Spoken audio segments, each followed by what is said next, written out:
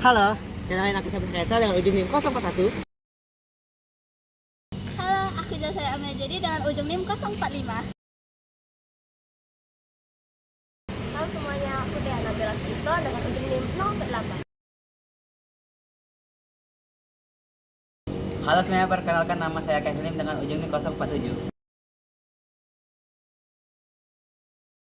Halo semuanya, kenalin nama saya Albert dengan ujung NIM 057. Dan kami dari kelompok 4. Di sini kami akan membahas terkait materi gas dispersion. Selamat menyaksikan.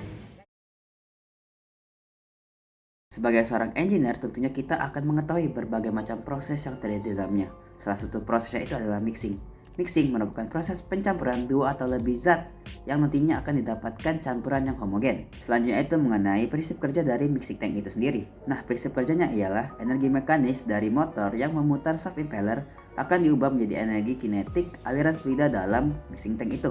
Nah, energi kinetik yang dihasilkan akan menyebabkan adanya sirkulasi fluida yang menyebabkan terjadinya pencampuran dalam mixing tank.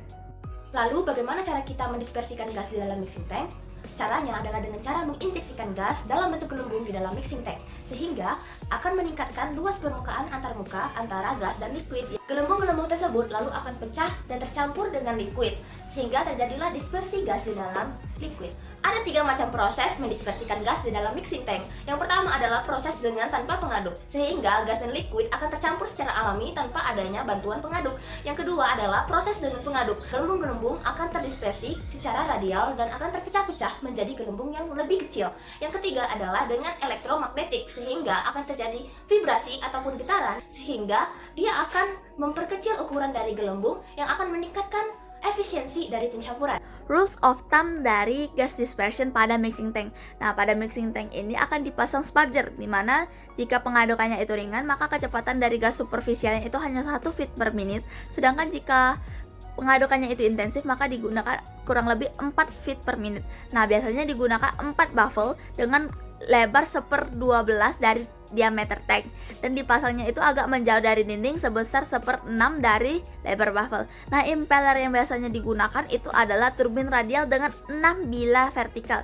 Jika rasio tinggi cairan terhadap diameter itu kurang dari 1, maka digunakan 1 impeller saja. Sedangkan jika dalam rentang 1 sampai 1,8 itu menggunakan 2 impeller. Nah, impeller bawah dan impeller atas itu diposisikan pada jarak 1/6 dan 2/3 dari tinggi permukaan cairan di bagian dasar di atas dasar tangki. Nah, posisi terbaik untuk inlet gas adalah di bagian bawah dan di bagian tengah impeller bawah.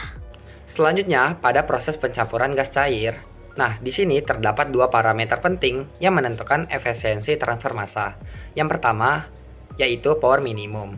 Power minimum mengacu pada titik di mana input daya cukup untuk mencegah gas flooding, yaitu ketika gelembung gas tidak hanya naik karena daya apung, tetapi benar-benar terdorong secara radial, seperti yang bisa teman-teman lihat di grafik ini. Grafik ini menunjukkan korelasi antara input daya kritis dan juga kecepatan gas. Saat input daya meningkat, gelembung lebih tersebar, menabrak dinding, dan meningkatkan transfer massanya. Kemudian, yang kedua, yaitu superficial liquid velocity. Superficial liquid velocity digunakan saat data transfer massanya tidak sepenuhnya tersedia.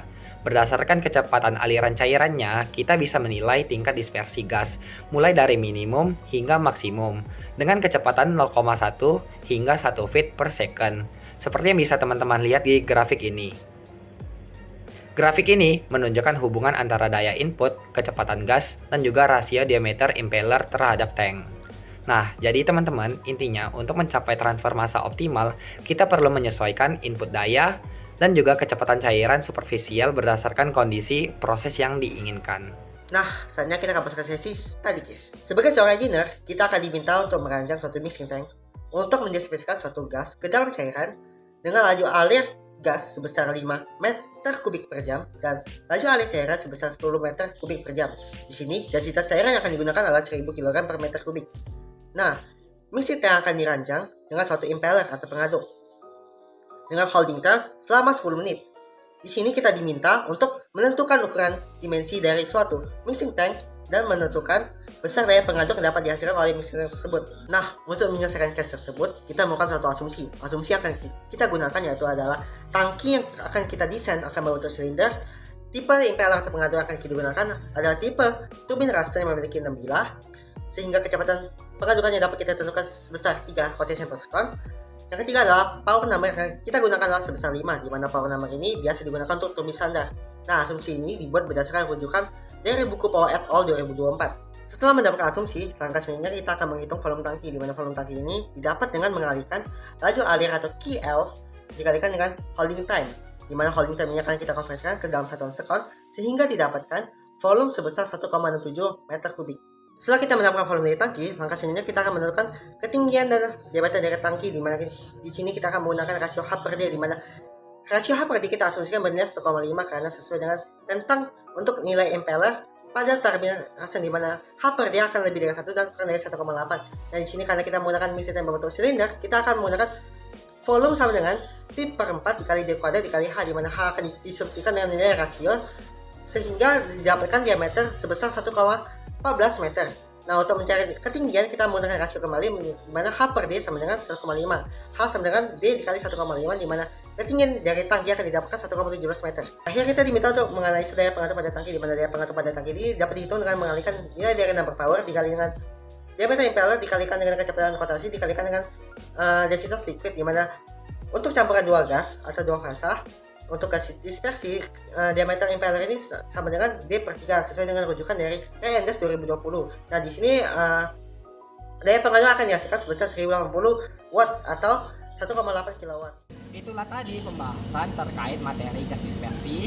Semoga bermanfaat dan terima kasih.